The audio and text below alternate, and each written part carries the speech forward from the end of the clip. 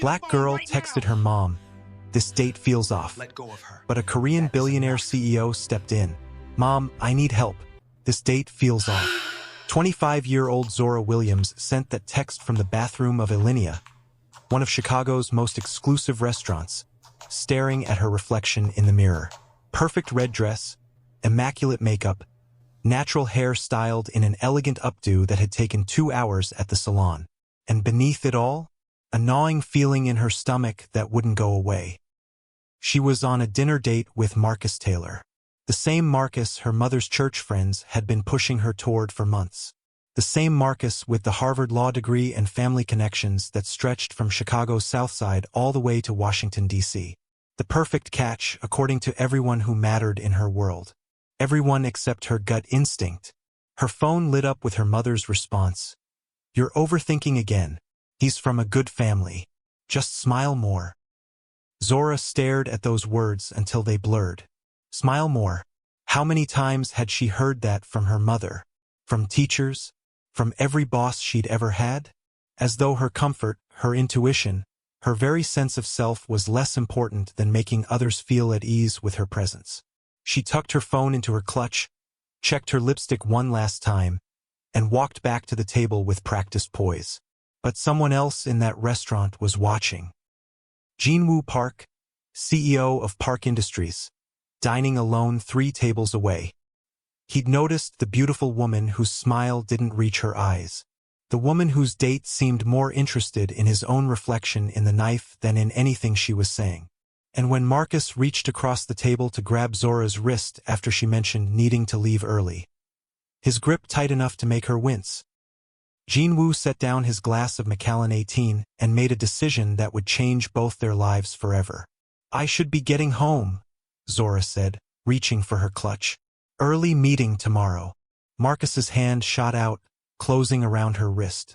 Not violently, not enough to draw attention, but enough to establish control.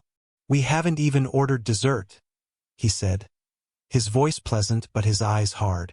And I made reservations for drinks after this at the aviary. I really can't. Zora Williams? A new voice, deep and accented, interrupted whatever Marcus had been about to say. Zora looked up to find a man standing beside their table. Tall, impeccably dressed in a charcoal suit that had been tailored to his broad shoulders. I'm Jin-Woo Park, he said, extending his hand. We met at the Chicago Urban Innovation Summit last month. I've been meaning to reach out about your presentation on community-centered development. Zora had never attended any summit, had never seen this man before in her life, but she understood instantly what he was offering. An exit, a story, a way out that wouldn't require her to make a scene. Mr. Park, she heard herself say, sliding her wrist from Marcus's loosened grip. Of course, the summit. It's good to see you again. Marcus's face darkened. We're in the middle of dinner. Jin-Woo's smile remained perfectly pleasant, but something shifted in his posture. Something that made Marcus sit back slightly in his seat. I apologize for the interruption, Jin-Woo said, his tone polite but utterly unmoved by Marcus's territorial display. But I'm heading to the airport tonight for Seoul, and I wanted to discuss a potential collaboration before I leave. If you have a moment, Ms. Williams. It was the if you have a moment that did it. The way he made it a question. The way he gave her the choice. Zora stood, gathering her clutch. I should hear about this opportunity. It could be perfect for the agency. Zora. Marcus's voice carried a warning. We're not finished. She met his eyes directly for the first time that evening. I am. Before we see how this chance meeting changed everything, hit that subscribe button and drop a comment telling us if you've ever had that gut feeling something wasn't right. Your support helps us share more stories like Zora's journey to finding her voice. The Chicago night air hit Zora's face like permission to breathe. Jin-Woo led her away from the restaurant entrance, toward Michigan Avenue where the city lights reflected off the windows of luxury stores. Are you all right? He asked, his voice gentle but direct. Zora realized she was shaking, not from cold, but from the adrenaline of finally listening to her instincts. Thank you for that, for getting me out of there. No thanks necessary, Jin-Woo said simply. I recognized someone in distress. Can I call you a ride home? Jin-Woo asked. Or somewhere else you'd feel safe? Again, the choice. The respect for her agency that Marcus had never shown for a single moment of their date. Actually, Zora said, surprising herself, I could use a cup of coffee and a conversation with someone who doesn't make me feel like I'm auditioning for a role in their life. Jin-Woo smiled, a real smile that reached his eyes. I know just the place. For weeks earlier, Zora sat at her mother's dining room table in the Southside house where she'd grown up. The house smelled like oxtails and rice, her mother's specialty, saved for Sundays and special occasions. Diane called me yesterday, her mother said, refilling Zora's water glass without asking. Her nephew is moving back to Chicago next month. He just made partner at Richardson and Hayes, first black partner in the firm's history. Zora nodded, knowing exactly where this conversation was headed. The same place it always headed these days. He's 32, never been married. Diane says he's been focused on his career. Diane Williams gave her daughter a pointed look. Sound familiar? Zora pushed rice around her plate. Mom, I'm busy with the Bronzeville redevelopment campaign. The agency's counting on me to land this account.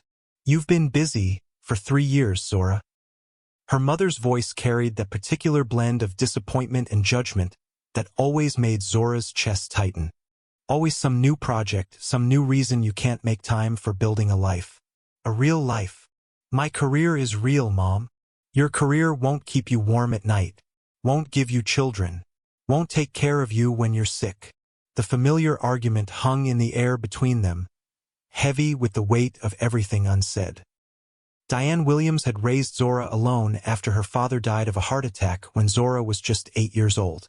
She'd worked 2 jobs, volunteered at church, built a reputation as a community organizer who fought for better schools and safer streets. She'd sacrificed everything to give her daughter opportunities she never had. And now, in her mother's eyes, Zora was wasting those opportunities by prioritizing work over what really mattered. Family, security. A good man from a good family who would never leave her alone the way Diane had been left. Marcus is a good man, Zora. Stable, successful, comes from people we know. Diane set down her fork. Do you know how many women in our community would love to find someone like that? Someone who's achieved without forgetting where he came from. It was the same refrain Zora had heard since college. The fear beneath her mother's pushing. Not just for grandchildren or social status, but for the kind of stability that had eluded Diane herself for so many years after becoming a widow at 35. When Zora finally agreed to one date with Marcus, just one, it wasn't because she was interested. It was because she was exhausted. Exhausted from defending her choices. Exhausted from managing her mother's disappointment. Exhausted from wondering if maybe, just maybe, she was being too picky, too focused on her career, too difficult. The truth was Zora had dated. She'd been in relationships that felt promising until they weren't. There was David, who'd said he supported her ambition until her promotion meant she sometimes worked later than he did. There was Jamal, who'd loved her drive until she refused to scale back to start a family before she was ready. There was Andre, who'd seemed perfect until he suggested that maybe she was too intense for most men. Each relationship had ended the same way, with Zora choosing herself, her dreams, her vision for her future. And each ending had cemented her mother's belief that Zora was sabotaging her own happiness with impossible standards. But sitting across from Marcus for 2 hours had been an exercise in swallowing her authentic reactions. Marcus spoke exclusively about himself, his cases, his clients, his recent vacation to Martha's Vineyard with some of the partners. He ordered for her without asking what she wanted. He called the server honey with a condescension that made Zora cringe. And when she mentioned the Bronzeville campaign that was consuming her professional life, he'd barely looked up from his phone. Community redevelopment is admirable, he'd said, in the tone one might use for a child's science project. But the real money is in corporate law. That night changed everything. Zora and Jin-Woo ended up at a 24-hour diner in River North, drinking terrible coffee and talking like old friends. Jin-Woo told her about Park Industries, the tech conglomerate his grandfather had started as a small electronics shop in Seoul after the Korean War, about how he'd transformed it from a traditional manufacturing company into a leader in sustainable technology, about the pressure of being the third-generation CEO of a family business that employed thousands. My grandfather built Park Industries from nothing after losing everything in the war, he said, his fingers tracing patterns on the Formica tabletop. I was groomed from childhood to take over, to continue the legacy. Was that always what you wanted? Zora asked, finding unexpected parallels in their stories, despite their different backgrounds. Jin-Woo's smile was tinged with something complicated. I wanted to be a research scientist, molecular engineering. I was halfway through my PhD at MIT when my father had his first stroke. I came home to help temporarily, but, he shrugged. Family obligation can be a beautiful, terrible thing. The words resonated with Zora in a way she couldn't fully articulate. She told him about Lewis and Branch, about being one of the few black women in executive positions in Chicago marketing, about the Bronzeville redevelopment campaign she was passionate about, using her skills to help revitalize the historic black neighborhood without displacing the community. My mother thinks I care too much about work, she admitted somewhere around midnight. She wants me settled, secure. Jin-Woo nodded. My mother had my marriage arranged by the time I was 25, to the daughter of my father's business partner. I disappointed many people when I refused. What happened? I told my parents I would run the company their way, but I would build my personal life my way. A shadow crossed his face. It was not an easy conversation. The weeks that followed unfolded with an ease that both excited and terrified her. Jin-Woo extended his Chicago stay, claiming interest in potential American investment opportunities. He arranged meetings between Zora's agency and Park Industries' community outreach team. He asked thoughtful questions about the Bronzeville project, offering connections and resources without taking over. Their professional relationship quickly developed alongside something more personal. Dinners to discuss business became dinners where business was barely mentioned. Jin-Woo took her to the Art Institute on a Sunday afternoon, confessing a particular love for the museum's collection of East Asian art. Zora brought him to her favorite jazz club in Bronzeville, introducing him to the neighborhood she was fighting to preserve. It was the most honest connection Zora had ever experienced with a man. No games, no performance, no strategic withholding of parts of herself that might be deemed too much.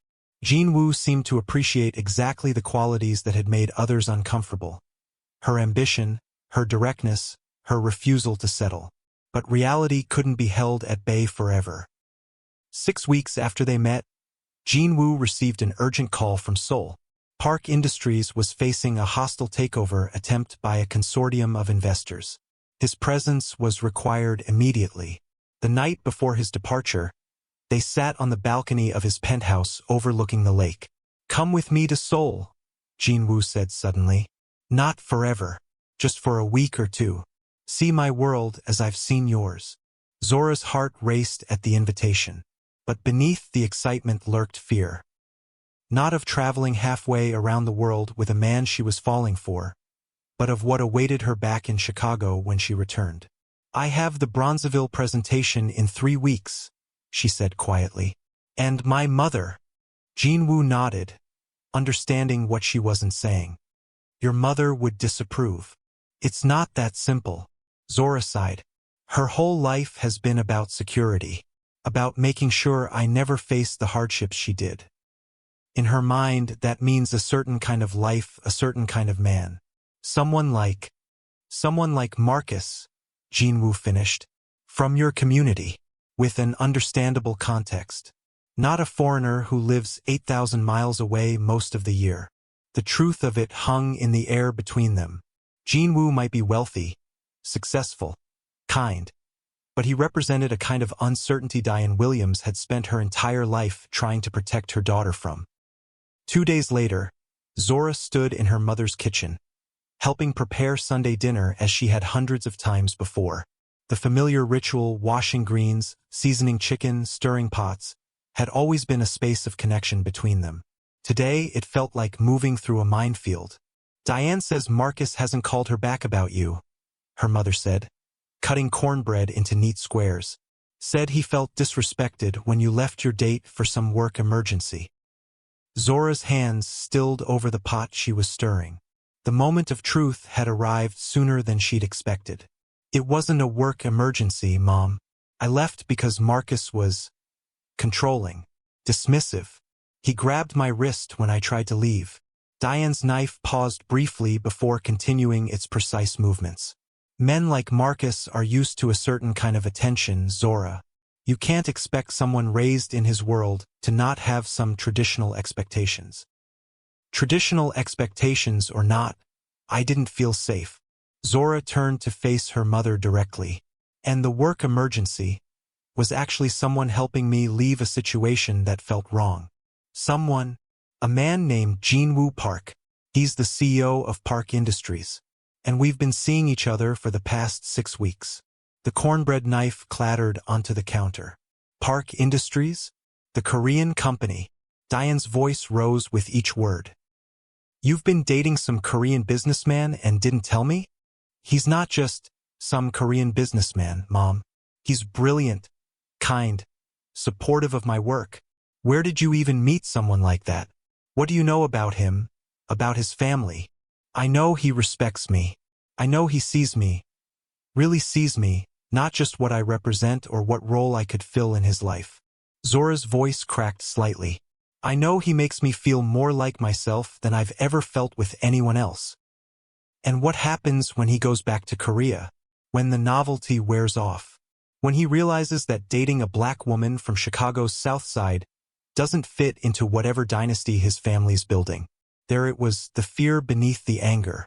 The same fear that had driven every push toward suitable men like Marcus. The fear that Zora would give her heart to someone who would deem her unworthy once they saw the entirety of who she was, where she came from. He's asked me to visit Seoul with him, Zora said quietly. To see his world as he's seen mine. You think we're good enough for his world, Zora? These people have generational wealth, international connections. They marry people like themselves. That's not fair. You don't even know him. I know how the world works. Diane's voice dropped, heavy with the weight of hard-earned wisdom. I know what happens when people cross certain lines. When they think love is enough to overcome differences in culture, in background, in expectations. So I should just settle for someone like Marcus? Someone who doesn't challenge me or respect me, but checks all the right boxes for security. You think I don't want you to be happy? Diane's eyes filled with tears that she angrily wiped away. Everything I have ever done has been so you could have choices, so you wouldn't be limited like I was, like your grandparents were. Then let me make my choice, Mom. Let me explore this connection without assuming it's doomed, because Jin-Woo isn't who you imagined for me. If you're invested in finding out whether Zora chooses family expectations or her own happiness, hit that like button and share in the comments if you've ever had to choose between what others want for you and what you want for yourself. This next part changes everything. The truth is, Zora never made it to Seoul that first time. The night before her scheduled departure, Lewis and Branch called an emergency all-hands meeting.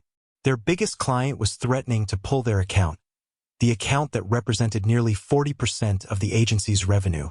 The Bronzeville presentation was expedited, moved up by 2 weeks.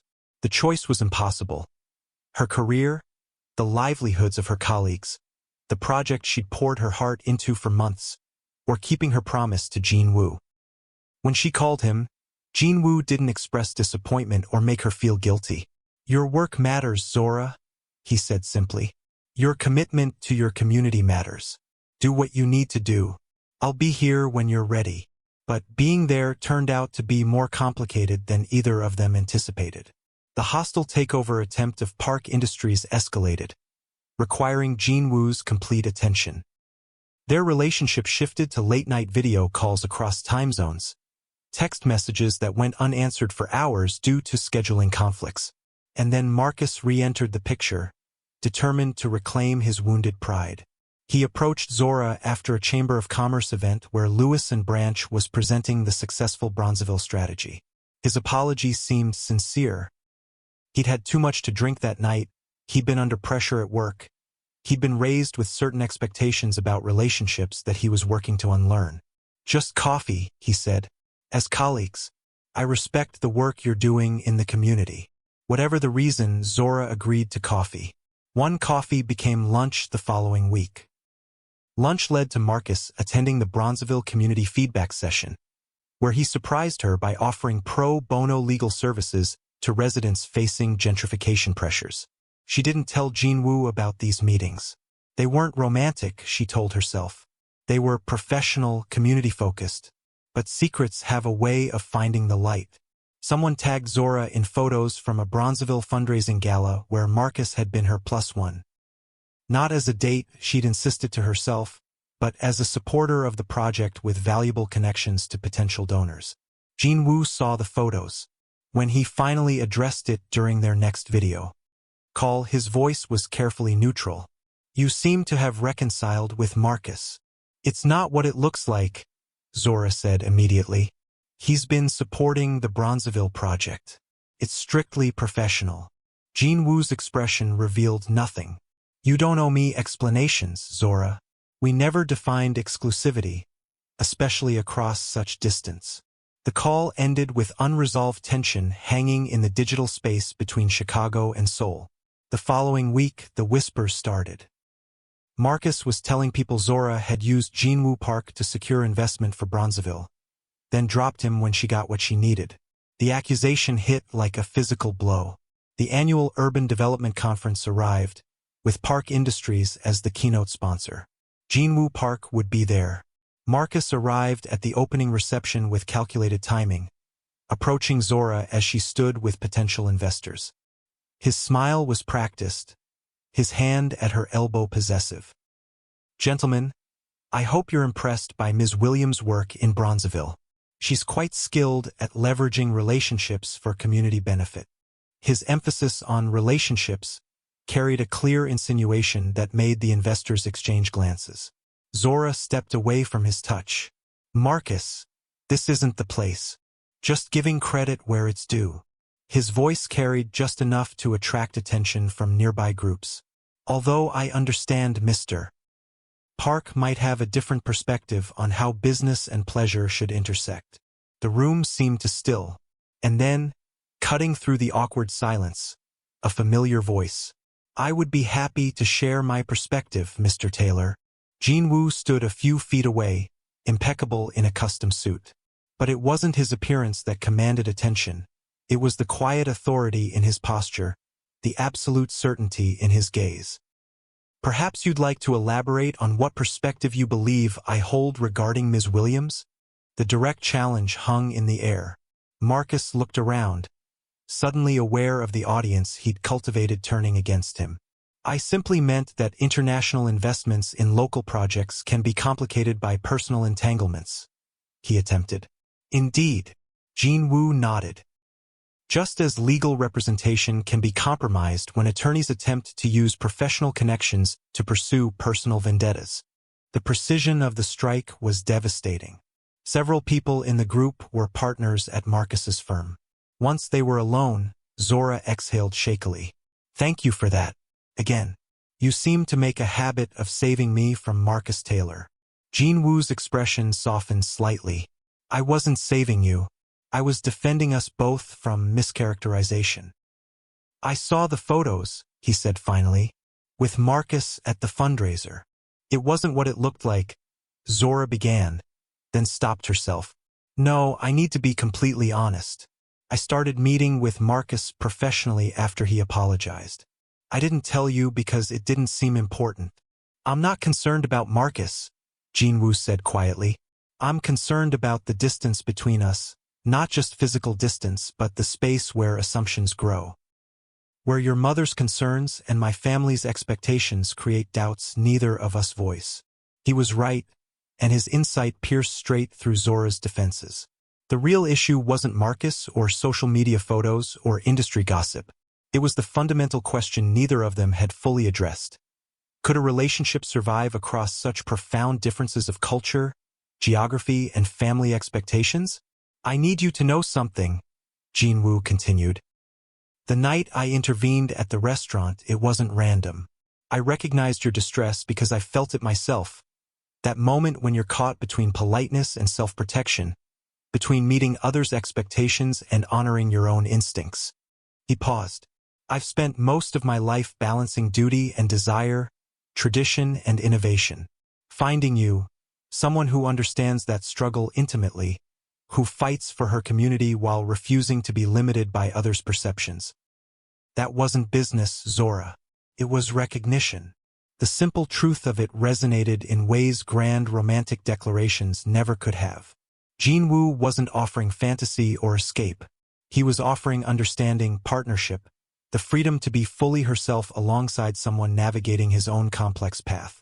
The takeover attempt at Park Industries has been resolved, he said. I'll be in Chicago more frequently to establish our new North American headquarters. If you're willing to try again, to build something real across the complications of our lives, I'd like that very much.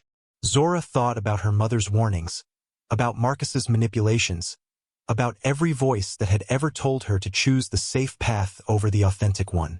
Yes, she said simply. I would like that too. 2 days after the conference, Zora sat in her mother's living room and told Diane everything. About Jin-Woo's second rescue at the conference. About Marcus's attempt to destroy her reputation. About the connection she and Jin-Woo had built despite every complication. I'm not asking for your blessing, Mom, she finished. I'm asking for your trust. Trust that you raised a daughter who knows her worth, who won't settle for less than she deserves, even if what she deserves doesn't look like what you imagined. Diane was quiet for a long time. You think I don't understand choosing love over security? She finally said. You think I don't know what it means to follow your heart against advice? Your father was a musician when I met him, Diane continued, her voice soft with memory. My parents thought I was throwing my life away on a man with no stable future. They wanted me to marry a postal worker who'd been pursuing me for years. Dad was a musician? Zora had always known her father worked in advertising before his death. The revelation of an earlier creative life stunned her. Saxophone. Jazz clubs all over the South Side. Diane smiled faintly. He went back to school for marketing after you were born, built a career where his creativity could support a family. But I fell in love with him when his future was anything but certain. She reached for Zora's hand. I don't fear Jin-Woo because he's Korean or wealthy or different. I fear the uncertain path because I've walked it. Because when your father died, I learned how quickly security can vanish, how alone you can be when you've built your life around someone else's dreams.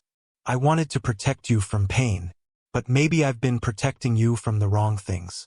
Maybe the greatest risk isn't in choosing someone different than what I expected. Maybe it's in not choosing authentically at all.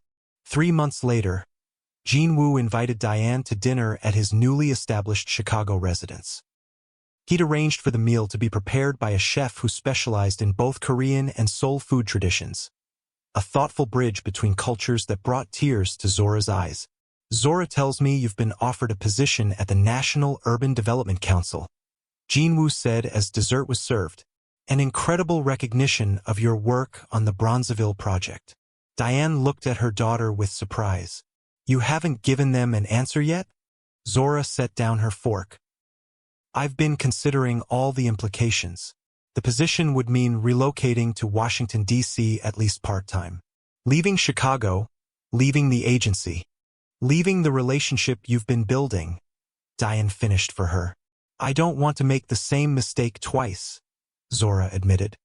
Choosing career over connection. But this opportunity, it's everything I've worked toward. Jin-Woo reached for her hand across the table. Park Industries has operations in D.C. Our North American headquarters will remain in Chicago, but we've been considering a government relations office near Capitol Hill for years. Diane watched this exchange with an expression Zora couldn't quite read. So you'd follow my daughter to D.C.? Not follow, Jin-Woo corrected gently. Expand alongside. Build parallel paths that support each other's growth rather than requiring sacrifice. 6 months later, Zora stood in her new apartment in Washington, D.C. surrounded by half-unpacked boxes. Her phone rang, her mother, calling for their daily check-in. Which reminds me, you need to call Jin-Woo. He called me this morning asking about your grandmother's ring. Zora's heart stuttered. He what? Asked if I still had your grandmother's ring. Said something about Korean tradition respecting family heirlooms. Diane's tone was carefully casual, but Zora could hear the smile in her voice. I told him I did, but that he needed to talk to you first. Some questions should be asked directly, not through mothers. After they hung up, Zora stood by the window of her new home, looking out at the capital city where her work would help shape urban policy for communities like the one she'd grown up in. Her phone buzzed with a text from Jin-Woo. Dinner tonight? I have something important to ask you. Sometimes the right path isn't the one everyone expects. Sometimes the person who truly sees you comes from a world entirely different from your own. And sometimes the text message that changes everything isn't the one asking for help. It's the one that leads you toward a future built on mutual respect, shared purpose, and the courage to choose authenticity over expectation. Have you ever had to trust your instincts when everyone else thought you were making a mistake? Share your story in the comments below. If Zora and Jin-Woo's journey inspired you, hit that subscribe button and turn on notifications so you never miss our stories about finding love that respects who you truly are. Remember, sometimes the person who sees your worth is the one no one expected.